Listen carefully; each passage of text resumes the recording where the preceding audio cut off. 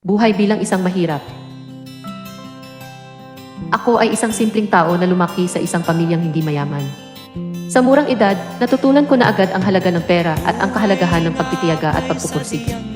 Sa halip na maglaro o manood ng telebisyon, mas pinili kong magtinda ng mga paninda sa kalye para makatulong sa aking pamilya. Sa kabila ng aking kahirapan, hindi ako nawalan ng pag-asa. Alam kong ang bawat patak ng pawis at luha ay magbubunga ng magandang kinabukasan. Sa bawat araw na lumilipas, lalo akong natututo at lumalakas. Ang aking buhay bilang isang mahirap ay hindi madali, ngunit ito ang nagpatibay sa akin. Sa bawat pagsubok, natutunan kong tumayo at lumaban. Sa bawat sakripisyo, natutunan kong pahalagahan ang mga bagay na mayroon ako. Hindi man tayo mayaman sa pera, tayo'y mayaman sa karanasan at sa mga aral na ating natutunan. Ang kahirapan ay hindi hadlang sa ating mga pangarap, ito ay isang pagsubok na nagpapatibay sa atin.